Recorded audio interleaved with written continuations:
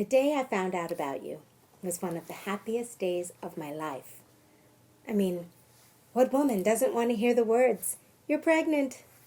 Especially when you feel like you're with the love of your life, your soulmate, your everything. When I found out, I wanted to tell everybody. From my mother, my father, my sisters, my brother, especially your daddy. Oh, he was so excited. Tears welled up in his eyes and he held me so tight. I could feel the love energy between us. It was comforting to me and it made me feel safe. And I know you felt that as well. When you were growing in my body, there were times I understood what you were trying to tell me with your movements. One time when I was going through emotions about whether you were okay, I could have sworn you held my heart as if to say, "It's okay, Mommy. We're going to be fine." It was then I just knew you were my miracle baby and I had to protect you, always.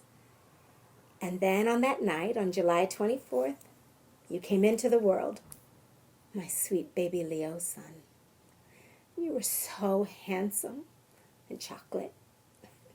And when you smiled at me with that sparkle in your eye, I said, "Oh boy, he's going to be a charmer." You had captured my heart. So, as you grew, I just knew everything was going to be okay because you were so smart and talented and caring and quiet. So I couldn't really understand the relationship with your father and why it was so toxic at times. And, at times it was like he was jealous of you or the attention I gave you, but you were my baby boy, my sweet, precious joy. And the times he yelled at you, that hurt me so much because you didn't deserve that. And I know it was hard on you, but you never disrespected him or me. I tried to, stay in the middle, I tried to see it from both sides, stay in the middle, but that was hard on me. And, so, I feel like you two were making me choose between the love of my husband, who took care of me, or the love of my son, who I was supposed to take care of and protect. Anyway, so things just kept happening, and I would just react without thinking. Time after time after time, my patience just got worse, and he left me, and then it was just us, and I somehow started blaming you. I started lashing out, and that was totally wrong. I had problems, and my world was just closing in on me. And that night they took you away. That was my fault. I didn't realize how much I was hurting you, emotionally, mentally, physically. I didn't know if you were going to make it when they took you to the hospital. And sitting in that cell, I just cried all night because I was your protector and I had failed. But then it was strange. I felt that embrace around my heart, and it was you again saying, "It's okay, Mommy, we're going to be fine." But not this time. You died on the table, and it was because of me. I've been so sorry since that night. I'm so sad. I didn't know what to do or say, so I prayed.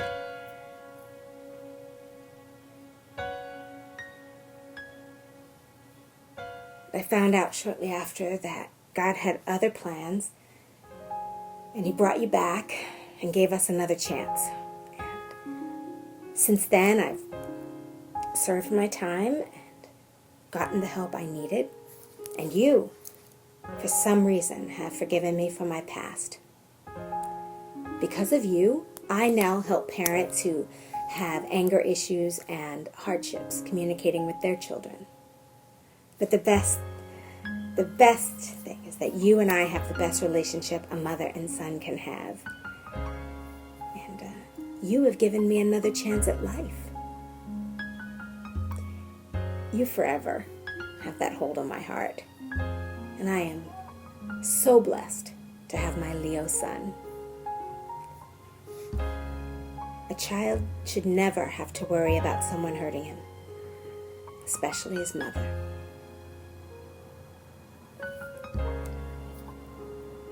Again, I am so sorry for the past, and I love you. I have to go now, but I will see you soon. My name is Jennifer Hurt, and my confession, child abuse.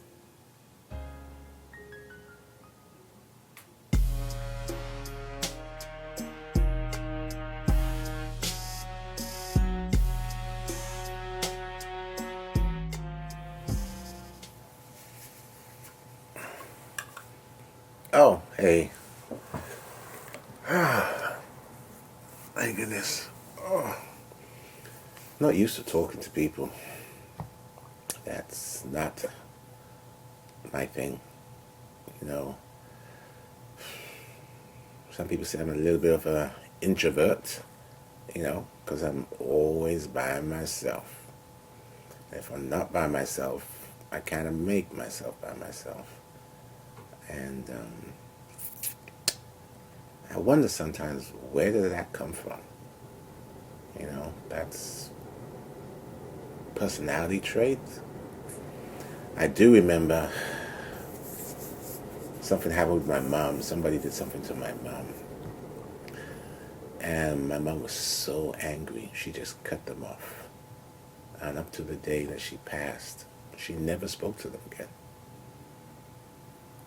And I think that trait I inherited from my mom.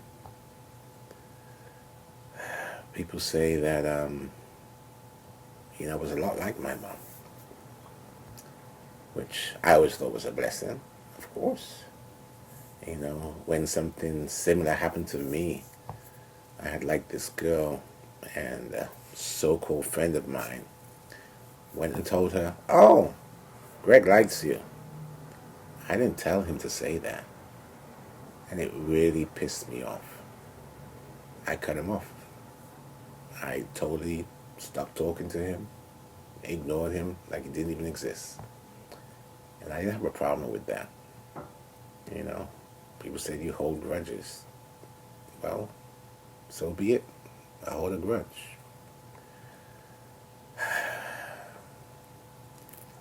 Some people say I'm very disconnected. Disconnected from people in general. I don't think I'm disconnected. Well, maybe just a little bit.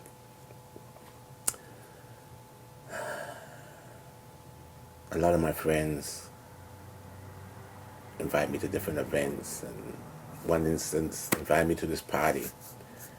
And deep down inside, I really wanted to go.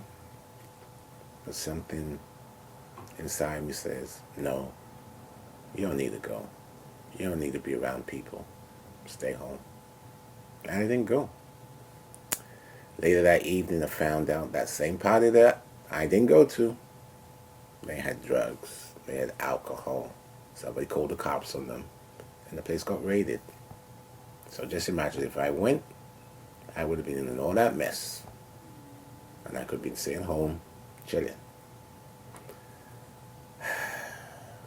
But you know what? It would have been nice to go to the party. I just couldn't find it in myself to go. Sometimes I do get lonely, though. Somebody else to talk to. Don't want to look at four walls all the time. or listen to music, or read a book. You need that interaction with people.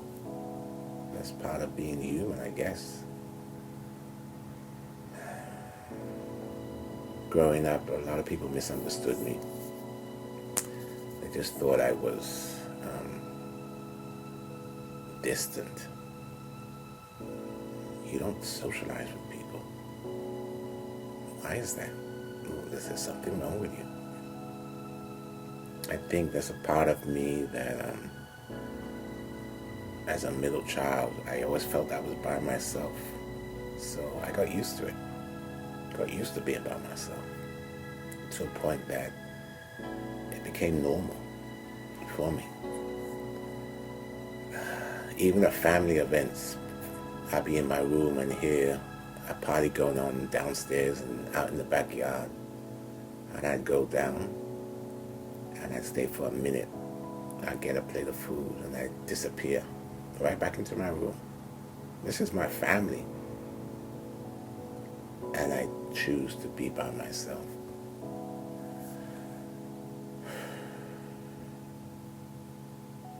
Sometimes that just really bothers me.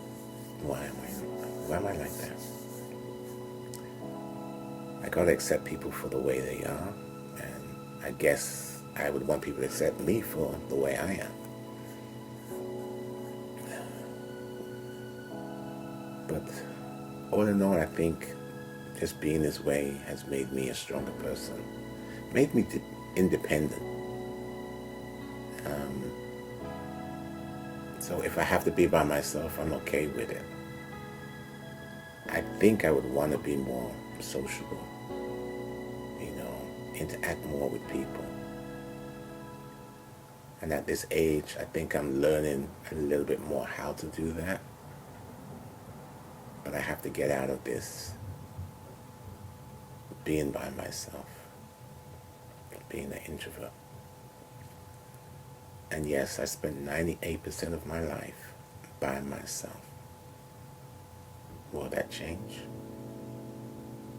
I hope so.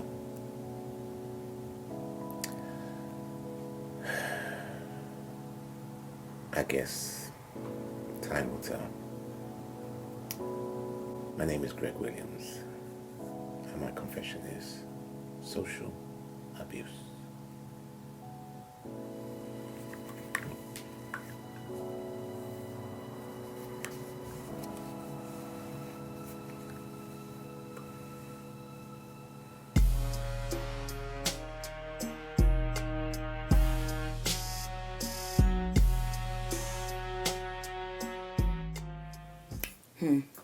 Well, let me see. How do I start this off?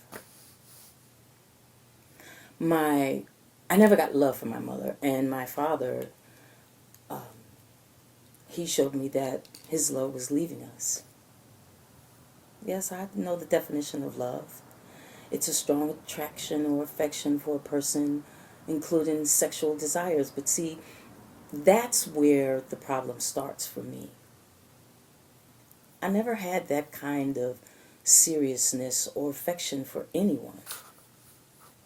And I certainly didn't have any good role models of love.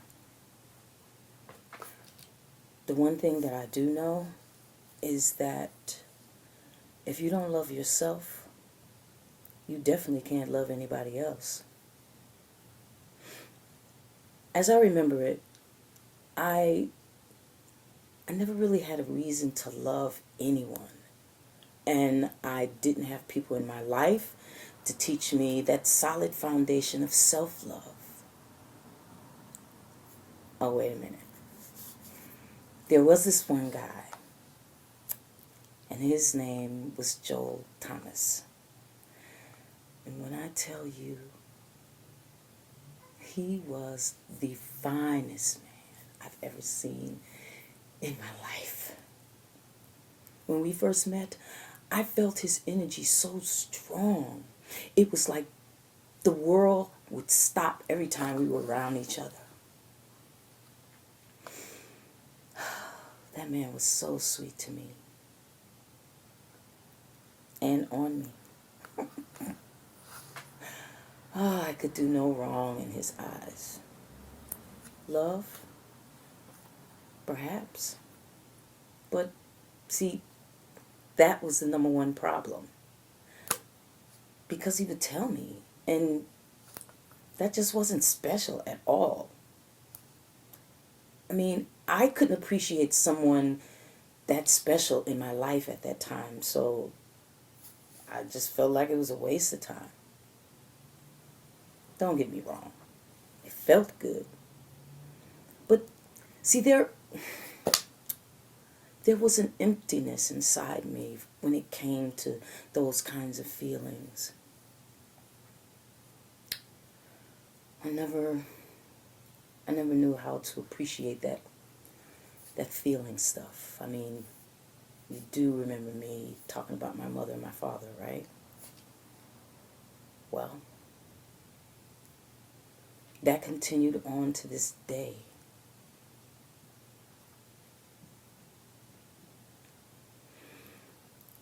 Every relationship that I've ever had has ended because I didn't know how to appreciate someone else's love for me.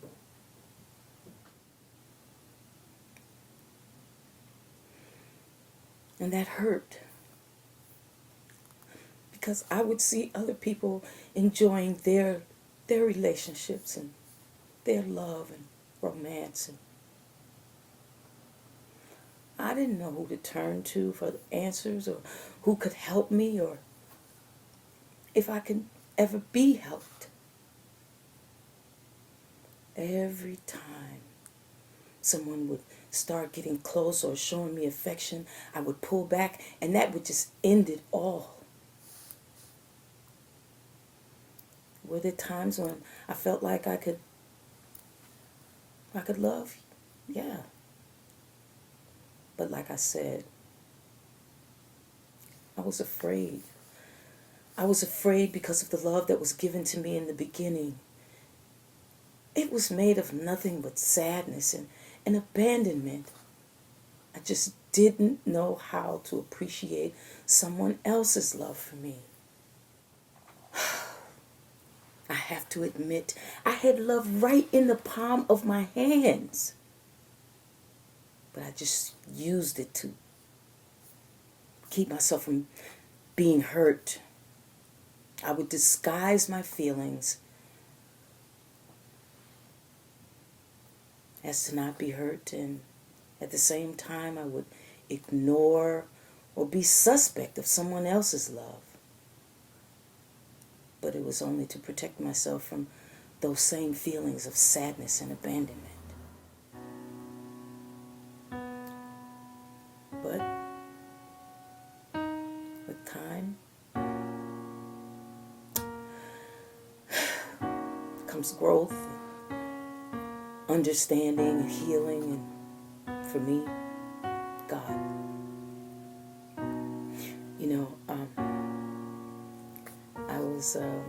I was in the supermarket one day and just going down the cereal aisle, minding my own business. And guess who I bumped into? Yes, Joel Thomas. Oh, and he was still fine. Still fine. How do you do that? Anyway, he told me that he had moved back to New York, landed this great job, really nice apartment on the Upper West Side, and was single. Yes.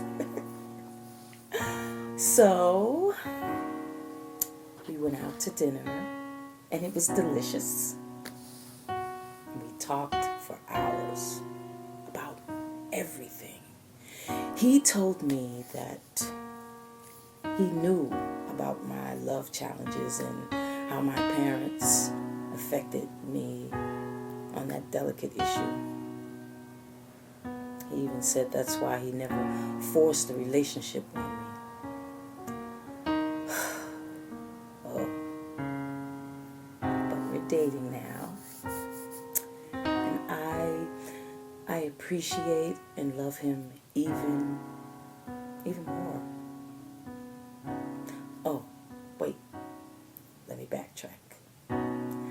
because I didn't tell you that I went to counseling about 2 years ago with my mother and my father. And we close that entire chapter in our lives. We even say, I love you to each other. And more importantly, I believe them. Well, I gotta go. I'm going to meet Joel to make a new set of keys for our apartment.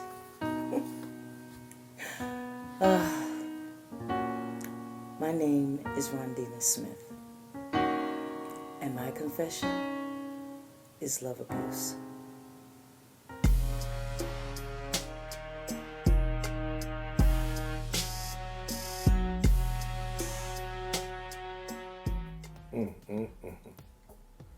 What a rush you were during those times.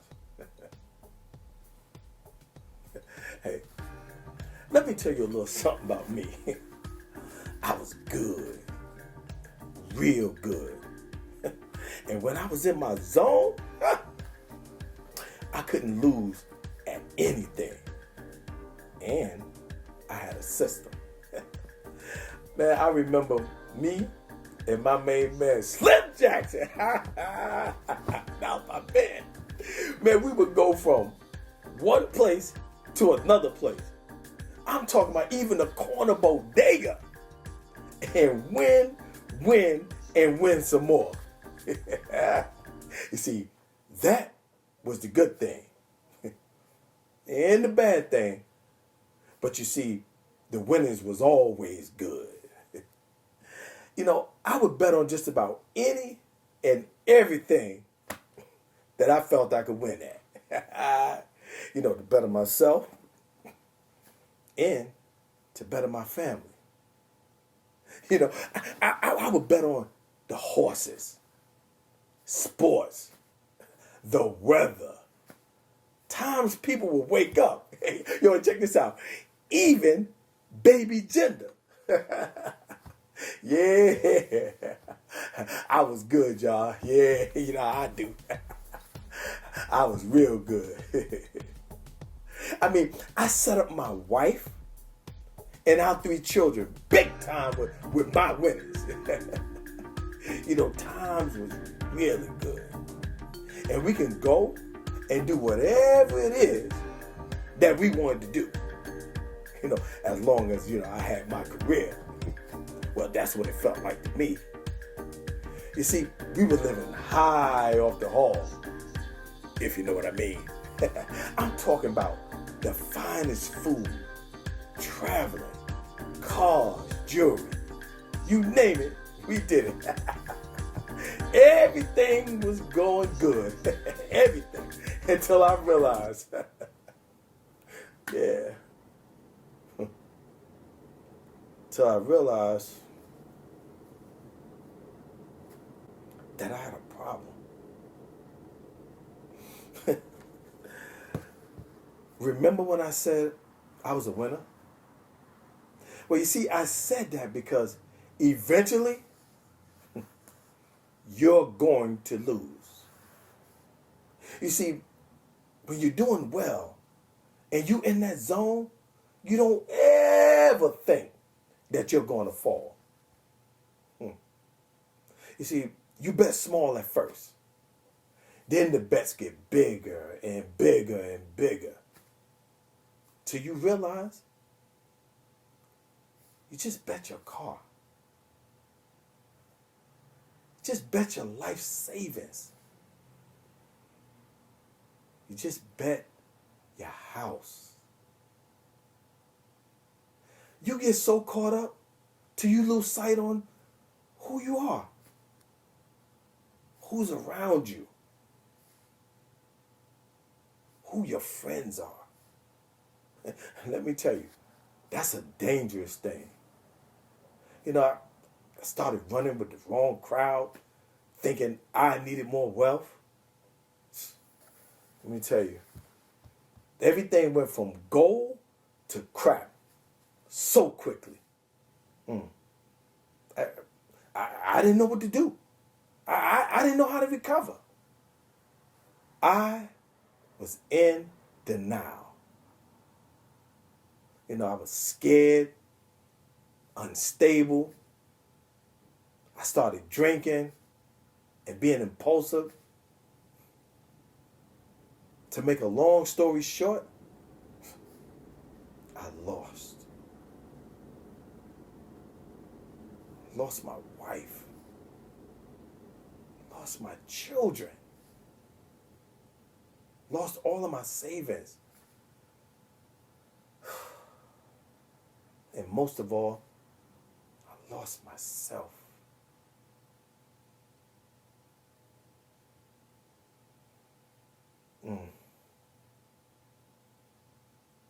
I just didn't know what else to do.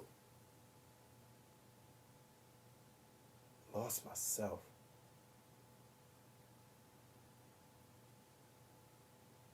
Man. So, I decided to get better. I decided to get better with the help of, y'all ain't gonna believe this, my bookie. Yeah, that's right, my bookie. You see, he was a reformed gambler, but now he won at God. And I remember being at my lowest. And I just so happened to walk past this church. Guess who was in the pulpit? No other than my main man, Slim Jackson. Oh, I'm sorry. I mean Reverend Thomas Jackson. And we met up and we talked. And his message was winning at life. And would you bet on God? Powerful message. I still feel it. And I felt that he was talking straight to me. Now, how crazy is that? Hearing that message from the man who took all my money, who took my life. But now, he's offering life back to me. Now, don't get me wrong. I do have some flashback of those days from time to time. But I know I don't give in to temptation. See, what you got to understand is that gambling is a disease. And it can be very dangerous if it gets out of control. Trust me. I'm talking from experience. I ain't ever going back to that dark place in my life again.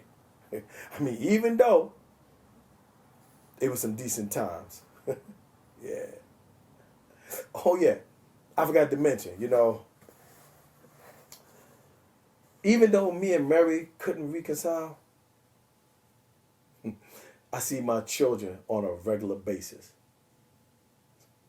And we are a family again. Yeah. Want to bet? Nah, I'm just messing with y'all. Hey, listen. I got to get ready to get out of here and go meet Reverend Jackson down at the tracks. We're going to hold up before you start judging. All right? The track is the name of a diner that we meet 3 times a week for lunch. Okay? This is a happy ending story. My name is Tito Brown, and my confession: gambling, abuse.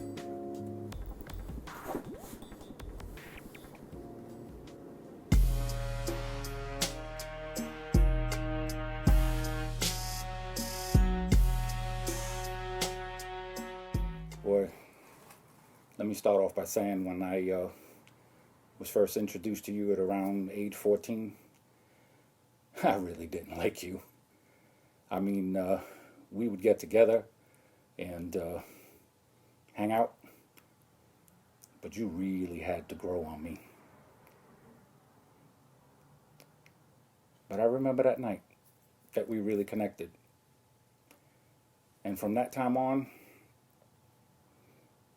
I just needed you every day. From the ages of 15 to 18. I even had you with me when I was at school. Especially in my senior year. One good thing about you is you always made me forget about all the bad things I had going on in my life. And you helped me escape. Eventually, I would have to deal with all those problems again. But when we connected, it was awesome.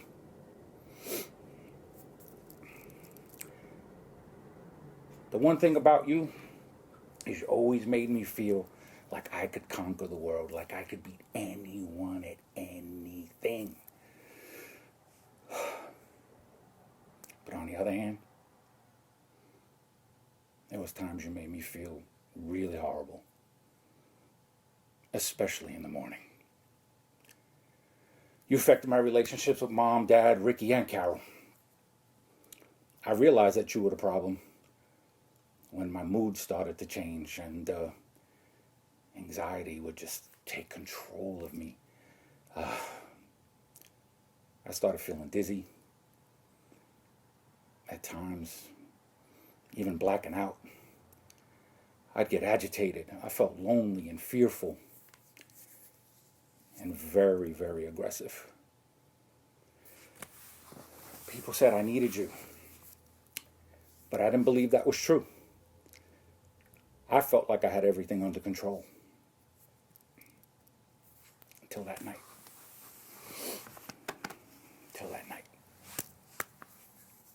I was driving home, cruising along, listening to the radio, singing along. I turned the corner onto my block. I even made it inside the house, okay, with no problem.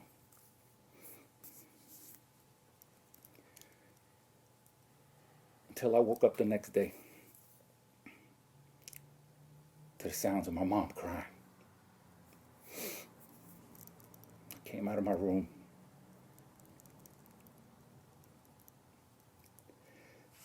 To find out that Carol was hit by a drunk driver and that she was in the hospital.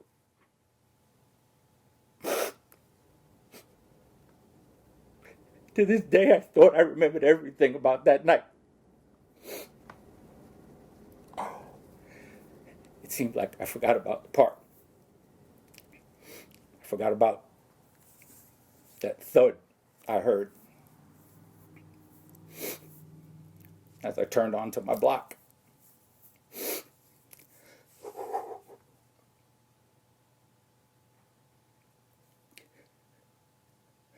I lost my best friend, Todd, to you that same night.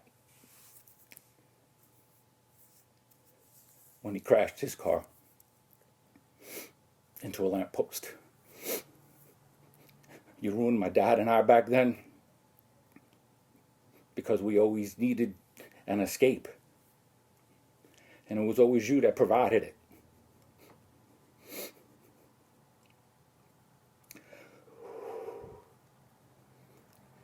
I can't blame you because so many people use you. So many people. The one bright spot is that Carol's recovered from her injuries. And Dad and I have gotten the help that we need. And today, we're okay. We're doing okay.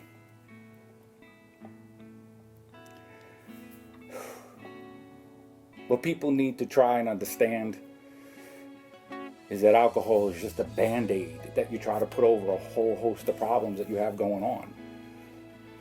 You drink, you get drunk, poof, they're gone. But then you wake up the next day, and they're there. Only this time,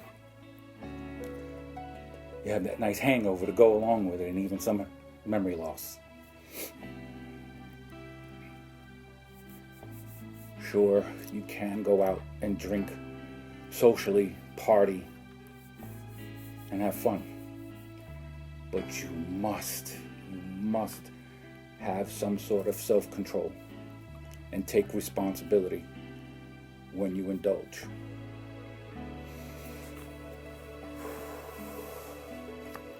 Today, I am 10 years sober.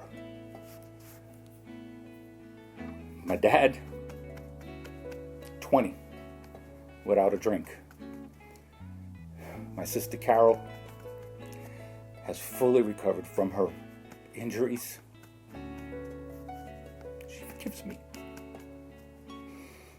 She forgives me for the choices I made that night.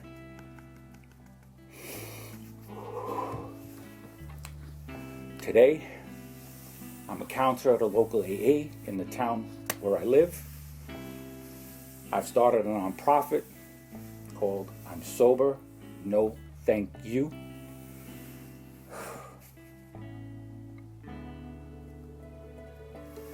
With all that I've been through, all that I've caused, I can honestly say that today I'm a better person mentally, spiritually, and emotionally. Remember that I'm always here to support you. Well, I've taken enough of your time. I have to go. My name is Jack Daniel, and my confession: alcohol abuse.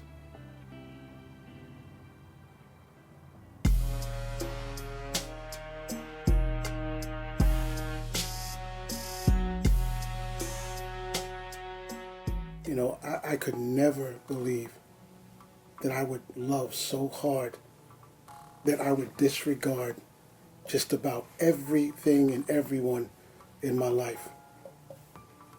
And, you know, the crazy thing about it was it wasn't even the love of another person that was driving me crazy, that had me hooked. I mean, you made me feel so good and so confident that I felt like I could take on the world. No problems, no issues. I mean, I didn't have a care in the world, basically. Like, I remember a few times I didn't even pay my bills. Whatever. I was just out there with you like that. And I remember a time that I didn't even know the days of the week. I was so caught up. But see, that was because you were my everything.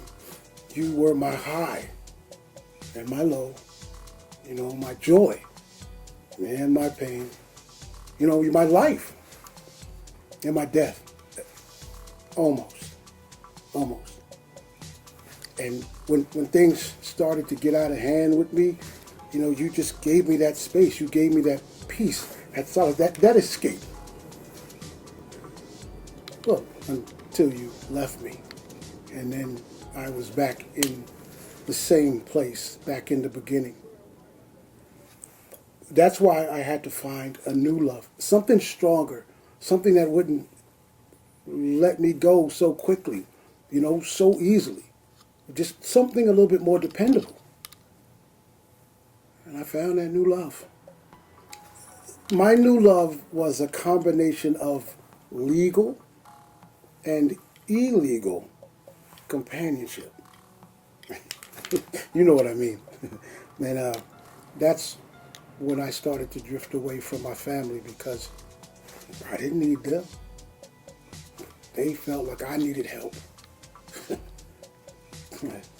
Well, I mean, I didn't know it back then, but I did. I really did. But so, I mean, everybody at some point needs a little help, you know. But sometimes substance, it doesn't harass you like people do. So I thought. I mean, I remember that night so clearly. I was so high that I started hearing things, hearing voices, and seeing people that weren't even there, like for real. But I was such on a good spirit. I was such on a good roll. Like I felt invincible. I felt so invincible that was the night that I decided that I wanted to have a party and congratulate all my loves, my companions. So I gathered up Mrs. Cocaine, Mr. Hennessy, some weed, and these brothers called opioids.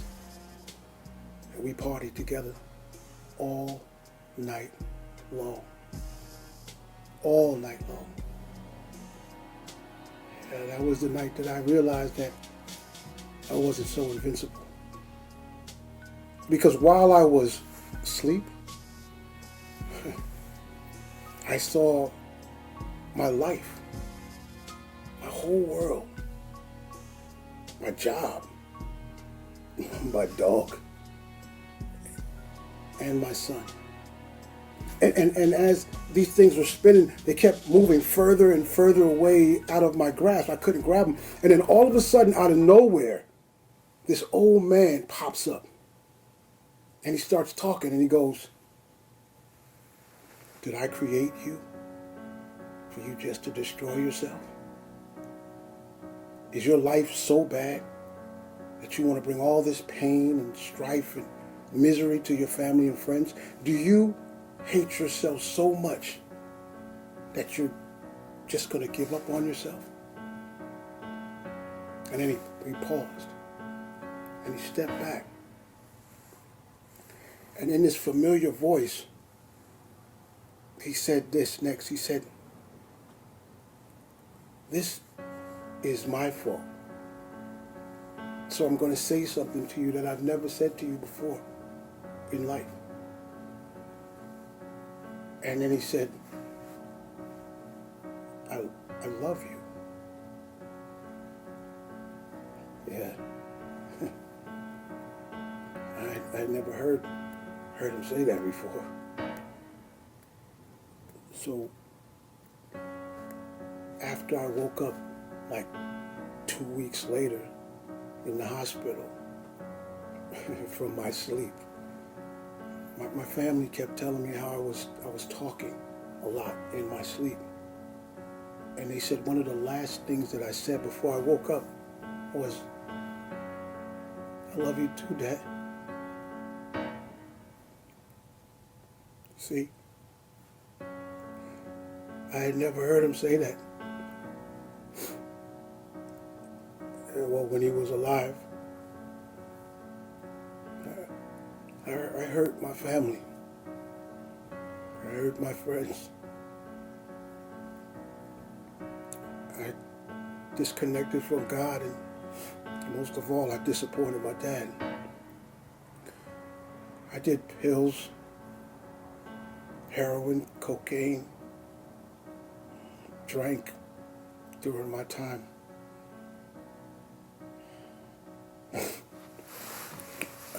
But I'm better now. I'm good because I've learned how to love me, and I've learned how to help other people live. My family's okay with me.